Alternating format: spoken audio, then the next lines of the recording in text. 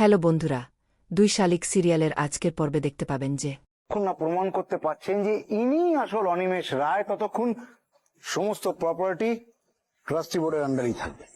যতদিন না প্রমাণ হচ্ছে যে এই দুটি মেয়ের মধ্যে কে আসল আর কে নকল এবং অনিমেষ রায় যে ইনি, ততদিন অবধি অনিমেষ রায়ের সম্পত্তি এই ট্রাস্টি বোর্ডের হাতেই থাকবে। The end.